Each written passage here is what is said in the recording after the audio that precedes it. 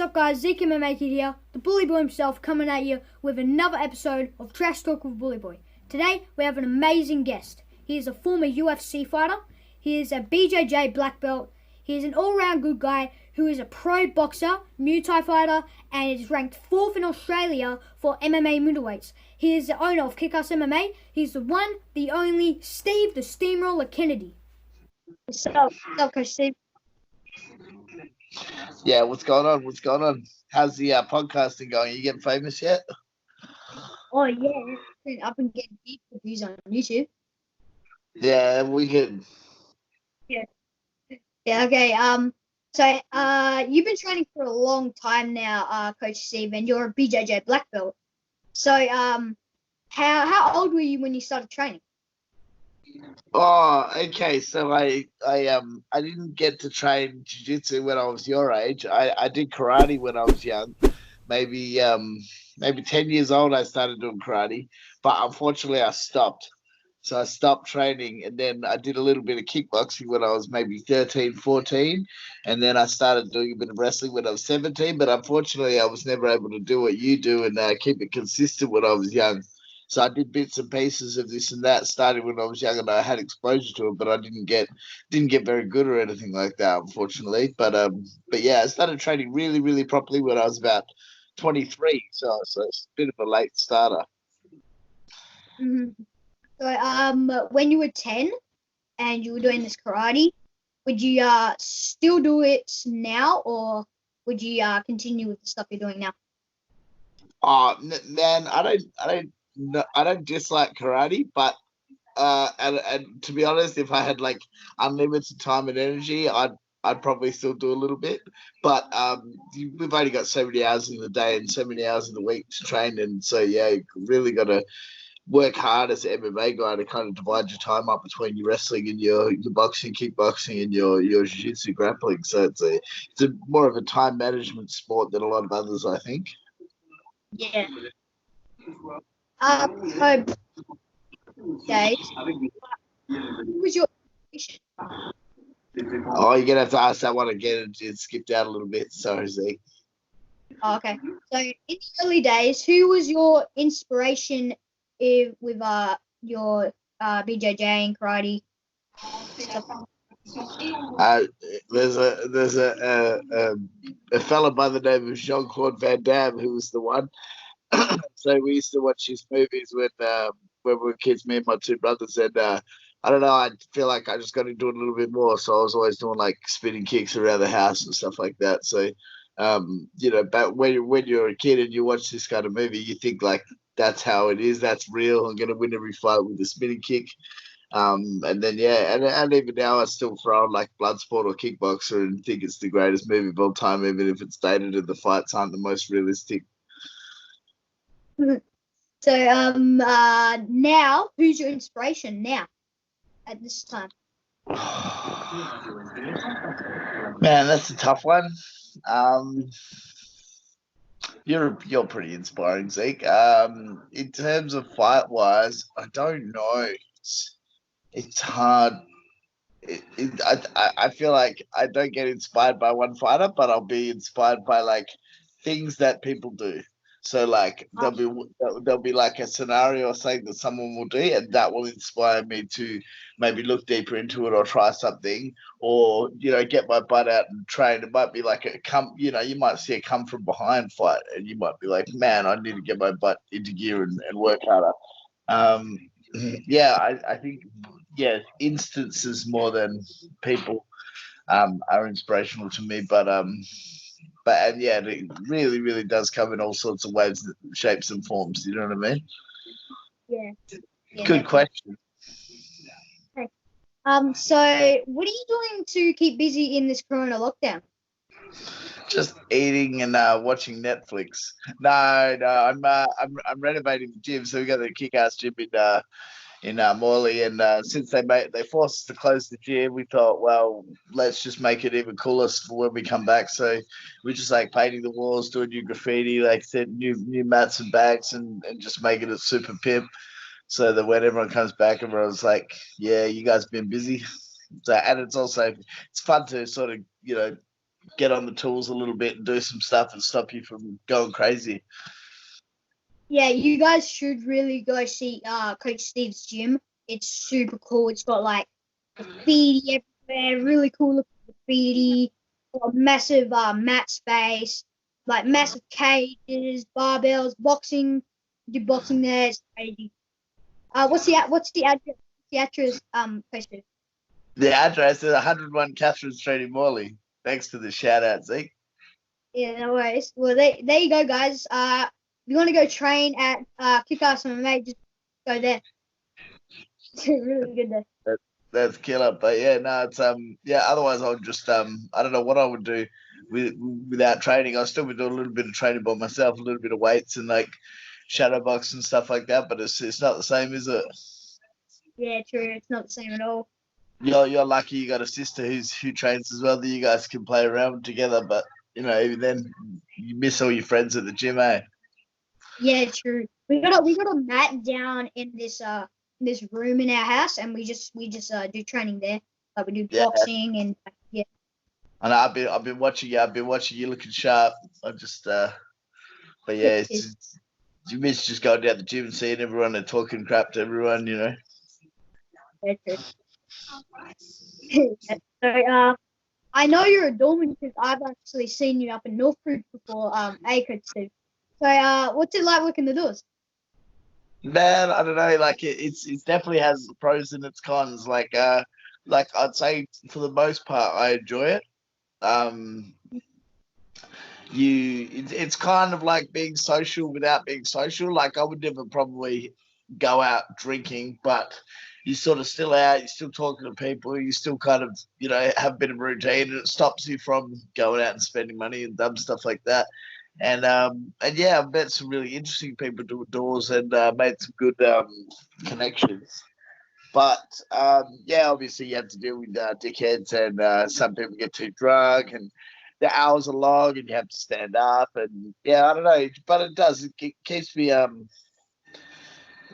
keeps me sort of busy on the weekends, but it also makes me really appreciate what I do during the week with the gym and stuff like that as well. So it keeps me level headed. And then yeah, every now and then I get to beat someone up. Nah, just kidding. Nice. So speaking of like, fighting and beating people up, what's the most memorable fight you've ever been in? I don't know. I was thinking about this the other day. It's really, really hard because, like I said, you know, you go through different reflective periods, and you know, one week one might fight might mean more to you, and then later on it might mean nothing. But I was thinking about it, and I remember the fight that really sort of changed my trajectory of where I was going with fighting, and it was all just mental and confidence and stuff like that. I fought a New Zealander called Sam Striker Brown at light heavyweight, and it was my first. No, it wasn't my first title fight because I fought a guy called Dave Mazzani, an American dude, for a title, and I was kicking his butt, and I lost by triangle, and that one really hurt because I was really like I trained so good for that fight. I was in such good shape. Then I just, you know, I made a mistake, a bit too much pressure or whatever. And then when I fought Sam Brown, he was so big. I remember watching. I remember in the warm up rooms, I could see underneath there was like a divider between me and him warming up, and I could see his feet, and I'm just like, man, he had like these enormous freaking feet, and like he had no ankles, he had cankles, you know what I mean? And I was like, man, and I could hear him hitting the pads, and he just, I was just like, I was literally crapping myself. I was like, I'm gonna die here. Like, why am I doing this? Like, I was way too small to fight at light heavyweight as well, and then yeah, went out in the fight, and then at the start of the fight, they did like the haka. You know what I mean? He got some other like Maoris in the ring, and they did the haka and like full like stomping and like trying to scare the crap out of me. And I was just like, didn't even want to look at him because I was like so shitting myself. And then yeah, anyway, fight started, and I was just like, just before the fight, I was like, look, you're probably gonna get your ass kicked, but I was like, just try real hard. You know what I mean? And then it doesn't matter what happens, right? If you really try and you really give it a good shake, you never get to be too upset at yourself, are you? You know, Yeah. so I just went fuck it, and I just started throwing kicks, hard kicks, and I think he made a mistake. He tried to take me down, and I swept him. And then, anyway, we had this mad 3 round fight, and it was real, real close. And we were both real tired, and there was about a minute to go, and the fight could have gone either way. And I literally, like, I don't know, I somehow tripped him and mounted him, and just got a few shots off, and it was enough to swing the judge's decision in my favor. You know what I mean? And then that was my first title win. You know what I mean? So I won a light heavyweight title against Sam Brown, and Sam Brown was, he had a bit of a name at that time. He was a there wasn't that many light heavyweights around for a start. And then I beat him, and I was like, holy crap, like I can't believe it, you know what I mean? And then I was like, oh, maybe because you go through up and down with confidence, but I was like, man, if I just go out and fight like that and I train hard, who knows, Yeah.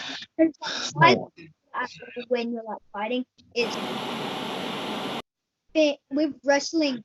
The size doesn't matter. Honestly, you can like have a guy who's super big and you can just take him down. Like one of my fights, I had to fight a 14-year-old, 13-year-old, and he was only a white belt, and I just took him down, put him in a Americana, and boom.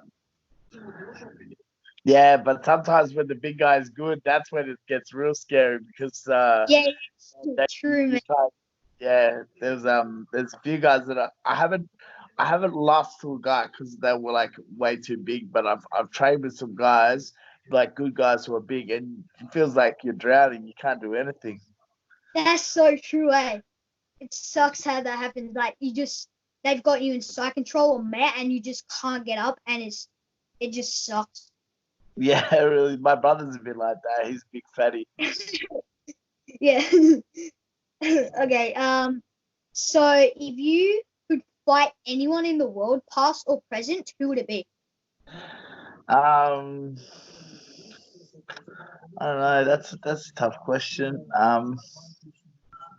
Probably Floyd Mayweather just to get the money. I don't know. Yeah.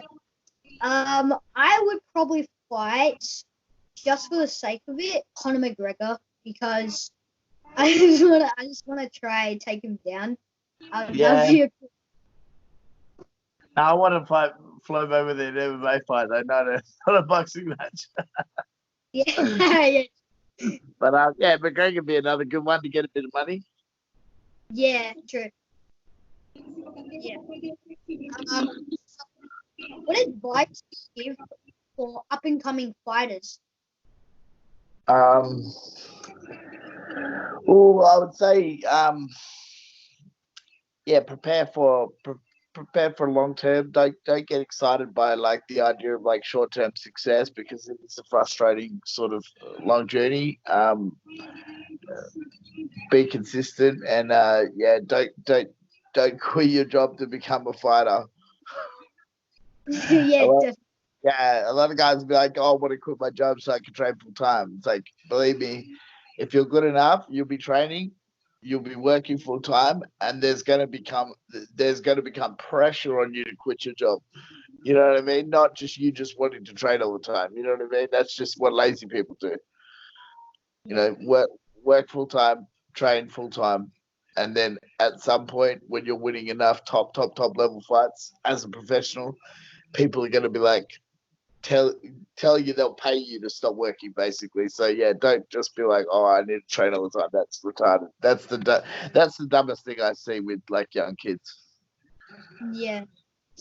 Um, so you have a bachelor in science and human performance and sports nutrition. Does that help you be a better coach? Yeah, I think so. I think you definitely need some kind of background to parlay that information. I don't really preach in terms of like sports science and nutrition. I because more I'm a specialized fight coach, but I don't try to talk about things that I don't know about, and I think that that's a big problem with a lot of coaches will try to talk to their students or athletes about nutrition, but they have no idea what they're talking about, or sports psychology, or human performance, or biomechanics, anything like that. Everyone, it's like it's a bit of a hazard when uneducated people start giving technical advice.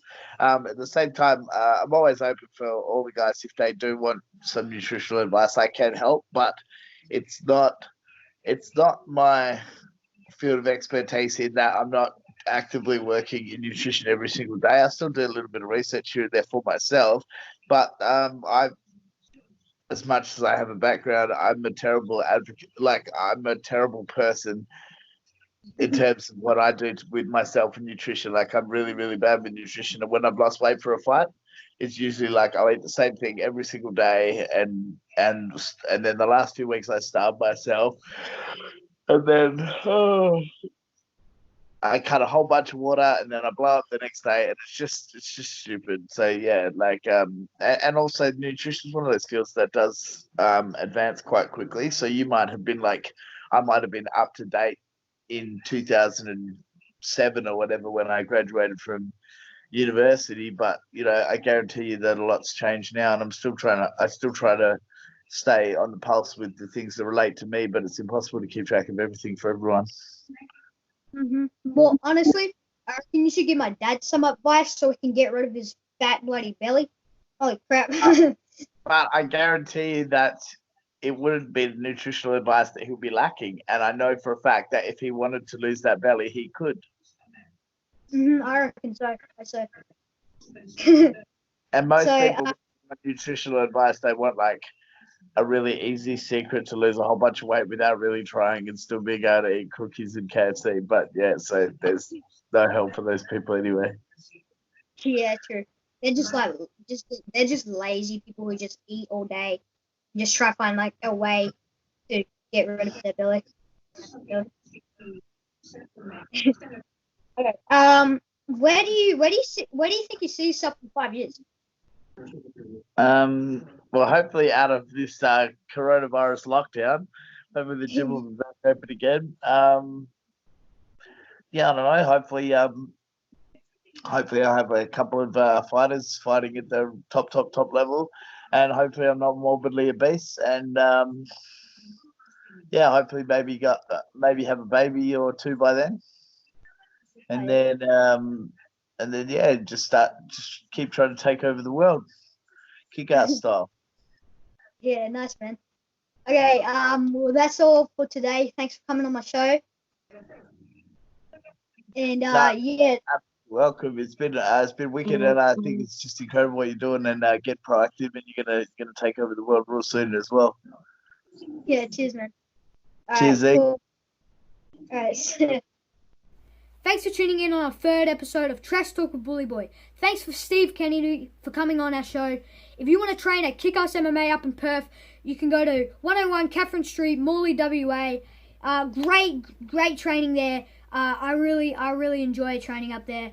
And make sure to like, subscribe, and share. See ya!